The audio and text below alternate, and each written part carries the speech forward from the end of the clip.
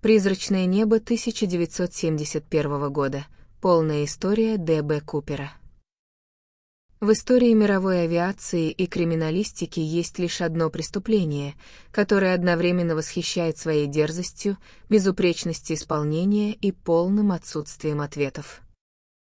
Это дело об угоне самолета Boeing 727, произошедшем хмурым осенним вечером 24 ноября 1971 года в небе над американским северо-западом. Человек, вошедший в историю под вымышленным именем Д.Б. Купер, совершил невозможное. Он угнал пассажирский лайнер, получил огромный выкуп, заставил пилотов лететь в невыносимых погодных условиях и выпрыгнул с парашютом в ночную бездну над бескрайними лесами Орегона и Вашингтона. С тех пор прошло больше полувека. Федеральное бюро расследований США провело одно из самых масштабных, дорогих и продолжительных расследований в своей истории, дело под кодовым названием Норджек, Northwest Hijacking. Были проверены тысячи подозреваемых, изучены миллионы зацепок, но тайна так и осталась неразгаданной. Купер растворился в темноте, оставив после себя лишь сигаретные окурки, дешевый галстук и легенду, которая живет до сих пор. Глава 1. Джентльмен на борту рейса 305. 24 ноября 1971 года в аэропорту Портленда, штат Орегон, стояла типичная для этих мест поздняя осень, небо затянуло низкими тучами, накрапывал холодный дождь. В кассе авиакомпании Northwest Orient Airlines появился мужчина средних лет. Он выглядел абсолютно непримечательно, рост около 180 сантиметров, возраст от 40 до 45 лет, темные волосы, зачесанные назад, легкий загар. На нем был строгий деловой костюм, белая рубашка, узкий черный галстук с зажимом и легкое черное пальто. В руках он держал небольшой темный чемоданчик-дипломат. Мужчина подошел к стойке регистрации и купил билет в один конец до Сиэтла, штат Вашингтон. Это был короткий внутренний перелет, занимавший не более получаса. При покупке билета пассажир назвался именем Дэн Купер, Дэн Купер. Историческая путаница с именем, инициалы Д.Б., появились позже из-за ошибки журналиста Джеймса Лонга, который в спешке перепутал имя угонщика с именем одного из первых подозреваемых, мелкого преступника Д.Б. Купера, у которого было алиби. Ошибка ушла в прессу, мгновенно растиражировалась, и вымышленный Дэн Купер навсегда стал Д.Б. Купером. Купер поднялся на борт самолета Boeing 727-100, бортовой номер N467AS, и занял свое место, 18, по другим данным, 18Е, в хвостовой части салона. Лайнер был заполнен едва ли на треть. Помимо Купера, на борту находились 36 пассажиров и 6 членов экипажа. Самолет оторвался от земли в 14 часов 50 минут по местному времени. Как только лайнер набрал высоту, Купер закурил сигарету, в те времена это было разрешено, и заказал у стюардессы виски с содовой. Расплатился он 20-долларовой купюрой и вежливо попросил сдачу. В 15 часов мимо его кресла проходила 23-летняя стюардесса Флоренс Шафнер. Купер слегка наклонился к ней и протянул сложенную записку.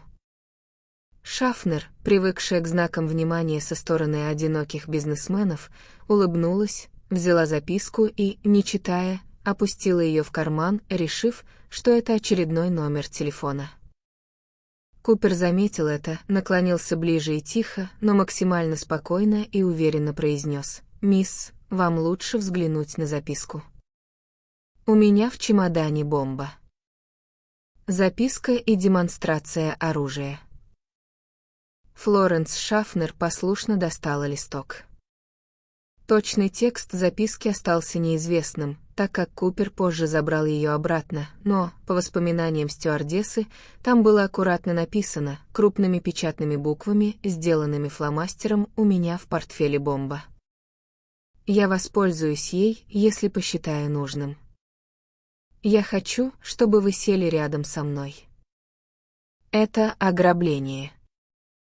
Шафнер сохранила самообладание, присела на соседнее кресло и спокойно попросила показать бомбу. Мужчина щелкнул замками своего дипломата и приоткрыл его. Внутри стюардесса увидела невероятно пугающую картину: 8 красных цилиндров, похожих на динамитные шашки, соединенных проводами, покрытыми красной изоляцией, и массивную цилиндрическую батарею. Закрыв чемоданчик, Купер высказал свои требования. Его голос оставался ровным, в нем не было ни капли паники, агрессии или нервозности. Он говорил как человек, который точно знает, что делает. Глава 2. Ультиматум на высоте. Требования Купера были жесткими, конкретными и финансово просчитанными. $200 000 в непомеченных 20-долларовых купюрах. 4 парашюта, 2 основных, спинных, и 2 резервных, грудных. Заправка самолета топливом по прибытии в Сиэтл. Постоянная готовность грузовика-заправщика в аэропорту. Стюардесса поднялась в кабину пилотов, чтобы передать требования командиру корабля Уильяму Скотту. Тот немедленно связался с диспетчерской службой Сиэтла, а те, в свою очередь, передали информацию руководству авиакомпании и ФБР. Президент Northwest Orient Airlines Дональд Найроб принял решение безоговорочно выполнить все требования преступника. Жизнь пассажиров и экипажа стоила несоизмеримо дороже $200 000. Пока на земле экстренно собирали деньги и искали парашюты, Боинг 727 кружил над заливом Пьюджет-Саунд в окрестностях Сиэтла. Куперу сообщили, что посадка задерживается из-за незначительных технических неполадок. Угонщик воспринял это абсолютно спокойно. Он продолжал пить виски, курить и общаться со второй стюардессой, Тиной Маклоу, которая сменила Шафнер. Свидетельство Тины Маклоу: он не был сумасшедшим или озлобленным. Он казался довольно приятным, вежливым и вдумчивым мужчиной. Он даже заботился о том, чтобы пассажиры не паниковали, и попросил пилотов объявить, что задержка вызвана обычными техническими причинами. Пассажиры самолета действительно до самого конца не подозревали, что летят в заложниках у террориста. Многие мирно спали или читали газеты. Купер даже проявил своеобразное благородство. Когда самолет кружил над Сиэтлом, он настоял на том, чтобы после посадки еду для экипажа доставили прямо на борт за счет авиакомпании.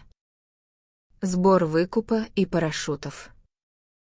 Тем временем на земле развернулась настоящая спецоперация. Найти $200 000 20-долларовыми купюрами в нерабочее время было непросто. ФБР обратилась в Национальный банк Сиэтла. Спешно было собрано 10 000 купюр. Все они были предварительно сфотографированы, чтобы зафиксировать серийные номера. Вес этой массы денег составил около 9,5 килограмма. С парашютами возникла заминка. Военные парашюты, предложенные изначально базой ВВС Маккорд, Купер категорически отверг. Ему нужны были гражданские парашюты с ручным управлением куполом, а не автоматические армейские стропы. В итоге агенты ФБР буквально подняли на уши местный парашютный клуб и гражданские склады, найдя 4 нужных купола. В 17 часов 39 минут, когда все условия были выполнены, Куперу сообщили, что Земля готова к его приему. Лайнер начал снижение. Глава 3. Обмен в Сиэтле и новый курс. В 17 часов 43 минуты самолет совершил посадку в международном аэропорту Сиэтл-Такома. На улице уже стемнело, лил проливной дождь. Купер приказал пилоту зарулить на дальнюю, ярко освещенную полосу и выключить свет в салоне, чтобы снайперы на земле не могли видеть происходящее внутри через иллюминаторы. К самолету подошел служащий авиакомпании с сумкой, полной денег, и 4 парашютами. Купер приказал Тини Маклоу забрать груз. Обмен прошел безупречно, Купер получил выкуп и парашюты, а взамен разрешил всем 36 пассажирам и стюардессе Флоренс Шафнер покинуть самолет. На борту остались только 4: командир Уильям Скотт, второй пилот Боб Ротачак, бортинженер Хэнк Панджак и стюардесса Тина Маклоу. Пока шла заправка самолета, Купер изложил экипажу свой дальнейший план полета. И этот план выдавал в нем человека, детально знакомого с аэродинамикой и техническими особенностями Boeing 727. Инструкции для пилотов. Курс на юго-восток, в сторону Мехико. Скорость, минимально возможная для удержания самолета в воздухе без сваливания, около 150 узлов или 280 км в час. Высота не выше 10 тысяч футов, около 3000 метров. При такой высоте в салоне можно было не выравнивать давление, что позволяло лететь с разгерметизированным корпусом. Конфигурация: закрылки выпущены на 15 градусов, шасси остаются выпущенными на протяжении всего полета. Главное требование: задняя дверь со встроенным хвостовым трапом должна оставаться открытой при взлете. Пилоты запротестовали, заявив, что взлетать с открытым хвостовым трапом смертельно опасно. Купер сухо ответил: «Это безопасно». «Я знаю. Просто делайте». Тем не менее, он согласился, чтобы трап был опущен уже после того, как самолет поднимется в воздух. Особенность конструкции Boeing 727 — этот трехдвигательный самолет был уникален тем, что имел встроенный трап прямо в хвостовой части, который опускался вниз-назад прямо под киль. Потоки воздуха от двигателей, располагавшихся по бокам и сверху фюзеляжа, не задевали прыгуна, что делало эту модель идеальной для безопасного десантирования в воздухе. Ни один другой гражданский лайнер того времени не обладал такой конструкцией. В 19 часов 40 минут Boeing 727 поднялся в ночное небо Сиэтла. Следом за ним, на безопасном расстоянии, взлетели 2 военных истребителя F-106, поднятые по тревоге с базы ВВС, а также легкий учебно-тренировочный самолет Lockheed T-33. Их задача была проста — следить за лайнером и зафиксировать момент прыжка. Но погода и темнота сыграли на руку Куперу. Глава 4. Прыжок в никуда. Вскоре после взлета Купер приказал Тине Маклоу пройти в кабину пилотов и запереть за собой дверь. Стюардесса спросила, не страшно ли ему, на что он ответил легкой улыбкой. Перед тем, как уйти, Маклоу оглянулась. Купер обвязывал вокруг пояса сумку с деньгами с помощью парашютных строп. В 20 часов в кабине пилотов загорелся индикатор, сигнализирующий о том, что хвостовый трап был активирован и начал опускаться. Пилоты по внутренней связи спросили Купера, нужна ли ему помощь. В ответ раздалось короткое и резкое «нет». Это было последнее слово, которое мир услышал от Д.Б. Купера. Салон самолета мгновенно заполнил ледяной, ревущий поток воздуха. Температура внутри упала ниже нуля. Пилоты вели самолет в условиях жесточайшего шторма, через сплошную пелену облаков, сквозь ледяной дождь со снегом. Видимость была практически нулевой. Истребители сопровождения, летевшие выше и сзади, из-за плотной облачности и темноты вообще не видели гражданский лайнер и не заметили ничего подозрительного. В 20 часов 13 минут хвостовая часть самолета резко качнулась вверх. Пилотам пришлось приложить усилия, чтобы выровнять штурвал и стабилизировать машину. Этот аэродинамический толчок был вызван тем, что от хвостового трапа отделился объект весом около 80-90 килограммов. Купер прыгнул. Остаток пути самолет проделал в том же режиме и примерно в 22 часа 15 минут благополучно приземлился в аэропорту Рино, штат Невада, со все еще волочащимся по бетону хвостовым трапом. Самолет тут же окружили сотни вооруженных агентов ФБР и полицейских. Они ворвались в салон, ожидая увидеть заложника или засаду. Но салон был пуст. В хвостовой части гулял холодный ветер. Купер исчез, оставив после себя лишь несколько улик, которые впоследствии десятилетиями изучались под микроскопом. Глава 5. Расследование века. Операция Наурджек. ФБР немедленно развернула поисковую операцию, масштаб которой трудно вообразить. Исходя из времени аэродинамического толчка 20 часов 13 минут, скорости самолета, направления ветра и траектории полета, эксперты определили приблизительную зону приземления Купера.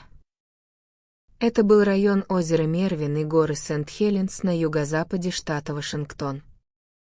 Местность представляла собой глухие, дикие хвойные леса, изрезанные бурными горными реками, утопающие в болотах и глубоких оврагах. Поисковые группы прочесывали леса пешком, на вертолетах, с собаками. В операции участвовали солдаты армии США, нацгвардейцы, местная полиция и волонтеры. Местные скауты неделями бродили по лесам. Зона поиска была разбита на квадраты, но зимняя погода, выпавший снег и труднопроходимый рельеф свели все усилия к нулю. Не было найдено ни клочка парашютного шелка, ни единой купюры, ни тела. Купер словно растворился в воздухе. Оставленные улики. На борту самолета криминалисты нашли всего несколько вещей. Черный галстук, купленный в магазине J.C. Penney за пару долларов, с зажимом из перламутра. 2 парашюта из 4, один основной и один тренировочный, причем тренировочный был зашит и нефункционален, Купер по ошибке или незнанию взял именно его в качестве второго резервного. 8 окурков от сигарет марки Ралли, которые позже загадочным образом пропали из архивов ФБР, лишив следствия возможности выделить ДНК. Следы ДНК на галстуке, однако выделить чистый профиль в те годы было невозможно, а современные анализы показали смесь ДНК нескольких людей. Фоторобот и характерные черты. На основе показаний стюардесс Флоренс Шафнер и Тины Маклоу, а также пассажиров, сидевших рядом, ФБР составила знаменитый фоторобот, мужчина в темных очках со спокойным, волевым лицом. Следствие пришло к выводу, что Купер прекрасно знал местность с воздуха. Во время полета он посмотрел в иллюминатор и заметил, кажется, внизу Такома. Он также знал, что база ВВС Маккорд находится примерно в 20 минутах езды от аэропорта Сиэтла. Глава 6. Прорыв 1980 года, деньги на пляже Тина-Бар. Годы шли, дело постепенно остывало, превращаясь в глухарь. Серийные номеры 20-долларовых купюр были разосланы во все банки, казино, ипподромы и магазины США. За информацию о деньгах было назначено крупное вознаграждение, но ни одна купюра из выкупа так никогда и не всплыла в легальном обороте. Все изменилось в феврале 1980 года. 8-летний мальчик по имени Брайан Ингрэм отдыхал со своей семьей на берегу реки Колумбия на песчаном пляже, известном под названием Тина-Бар, к северо-западу от Портленда. Мальчик разгребал песок руками, чтобы развести костер, и наткнулся на 3 подгнивших, покрытых тиной свертка, перетянутых полуистлевшими резинками. Внутри были стопки 20-долларовых купюр. Родители мальчика передали находку в ФБР. Экспертиза подтвердила, это были те самые деньги Купера. Всего в песке было найдено $5800. Купюры располагались в том же порядке, в каком их выдали угонщику. Эта находка породила еще больше вопросов. Где остальные $194 200? Как деньги попали на пляж? Пляж Тина-Бар находился значительно в стороне, ниже по течению, от предполагаемой зоны прыжка. Когда они туда попали? Геологический анализ песка и ила показал, что деньги оказались в грунте примерно в 1974 году, то есть спустя 3 года после угона, возможно, принесенные течением реки или в результате землекопных работ по очистке русла. Глава 7. Главные подозреваемые. За 45 лет активного расследования ФБР проверило более 1200 человек. Большинство отсеялись сразу из-за несоответствия антропометрических данных или железного алиби. Но несколько фигур заслуживают особого внимания. 1. Ричард Маккой. Пожалуй, самый многообещающий кандидат. Ветеран Вьетнамской войны, пилот вертолетов, опытный парашютист и снабженец. Спустя всего 5 месяцев после прыжка Купера в апреле 1972 года Маккой совершил абсолютно идентичный угон самолета Boeing 727 авиакомпании United Airlines. Он поднялся на борт, предъявил гранату и пистолет, потребовал $500 000 и 4 парашюта, после чего выпрыгнул над штатом Юта. Однако Маккоя поймали через 2 дня, он оставил слишком много улик. Его приговорили к 45 годам тюрьмы, откуда он вскоре сбежал, устроив перестрелку с агентами ФБР, и был убит в 1974 году. Почему не он? ФБР официально заявила, что Маккой не был Купером. Он был значительно моложе фоторобота, ему было 29 лет, его внешность не совпадала с описанием стюардесс, и в день угона рейса 305 у него было подтвержденное алиби, он находился дома в штате Юта с семьей. 2. Кеннет Кристиансен. В 2007 году бывший следователь авиакомпании Skip Porto заявил, что Купером был Кеннет Кристиансен, бывший десантник Второй мировой войны, который позже работал бортпроводником в Northwest Orient Airlines, он прекрасно знал структуру компании и самолеты. Кристиансен после 1971 года внезапно купил за наличные дом, а перед смертью в 1994 году сказал своему брату: «У меня есть тайна, о которой ты должен знать, но я не могу ее рассказать». Почему не он? Его рост был ниже заявленного, около 172 сантиметра, он был худощав и имел залысины, не соответствовавшие фотороботу. Стюардесса Тина Маклоу, ознакомившись с фотографиями Кристиансена, заявила, что он не похож на человека, сидевшего в кресле 18. 3. Роберт Рекстроу. Бывший армейский пилот, ветеран Вьетнама со спецподготовкой, подрывник и парашютист.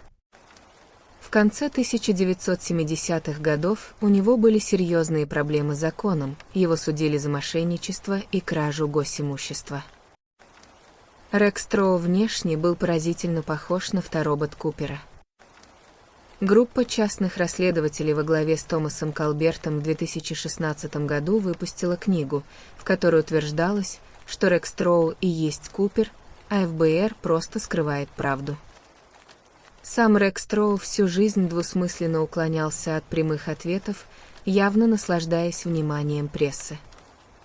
Почему не он? ФБР проверила Рекстроу еще в 1978 году и исключила из списка подозреваемых из-за несовпадения возраста. В 1971 году ему было всего 28 лет и отсутствие прямых улик. Сам Рекстроу скончался в 2019 году, унеся свои тайны с собой. Глава 8. Выжил ли Д.Б. Купер? Это главный вопрос, разделяющий исследователей на 2 непримиримых лагеря. Версия первая – он погиб при прыжке. Большинство агентов ФБР, включая последнего официального руководителя расследования Кертиса Энгла, склоняются к тому, что Купер не пережил ту ночь. Аргументы в пользу этой версии весомы. Самоубийственные условия. Прыгать на скорости под 300 км в час в кромешную тьму, при температуре за бортом около -7 градусов по Цельсию, в ледяной дождь, не имея специальной одежды, он был в легком пальто и туфлях на тонкой подошве. Это верная смерть. Слепая зона. Купер не знал, где именно находится самолет в момент прыжка из-за плотной облачности. Он прыгал вслепую над глухой тайгой, где легко разбиться о верхушки вековых сосен или утонуть в ледяном озере. Ошибка с парашютом. Купер взял с собой тренировочный резервный парашют, который был намертво зашит, он использовался в классах как учебное пособие. Если бы основной купол не раскрылся, спастись у него не было шансов. Деньги. Ни одна купюра не всплыла ни в США, ни за рубежом. Трудно представить преступника, который пошел на такой риск, выжил и ни разу не воспользовался украденным богатством. Версия вторая. Прыжок был успешным. Сторонники этой теории указывают на то, что Купер действовал слишком расчетливо, чтобы совершить глупую ошибку в конце. Профессионализм, выбор Boeing 727, знание высоты, скорости, закрылков, конструкции хвостового трапа — все это указывает на человека с колоссальным опытом десантирования, возможно, сотрудника ЦРУ или бойца секретных спецподразделений. Парашюты. Он сознательно выбрал гражданские парашюты, которые позволяли управлять направлением полета, в отличие от военных круглых куполов. То, что он взял зашитый резервный парашют, могло быть осознанным решением — использовать его стропы и ткань для фиксации сумки с деньгами. Отсутствие тела. За десятилетия интенсивных поисков, лесозаготовок и строительства дорог в штате Вашингтон не было найдено ни малейшего следа человеческих останков или элементов экипировки. Заключение. Финал дела номер 45-2195. В июле 2016 года Федеральное бюро расследований США сделало официальное заявление, которое повергло в шок всех любителей исторических загадок. Спустя 45 лет после угона ФБР официально закрыло активное расследование дела Д.Б. Купера. Из официального заявления ФБР, после одной из самых тщательных и затяжных проверок в нашей истории, ФБР приняло решение перенаправить ресурсы, выделяемые на дело Купера, на другие, более актуальные и приоритетные расследования. Мы проверили каждую зацепку, но не получили ничего конкретного. Если в будущем появятся новые вещественные доказательства, например, элементы парашютов или новые купюры, бюро возобновит работу. Д.Б. Купер победил систему. Он стал единственным угонщиком самолета в истории американской авиации, чье преступление осталось нераскрытым. Кем он был? Беглым ветераном войны, уставшим от серой жизни бухгалтером или гениальным авантюристом? Мы, скорее всего, никогда не узнаем. Купер остался там, в холодном, дождливом небе Орегона 1971 года, вечно летящем вниз, в темноту, навстречу своей бессмертной легенде.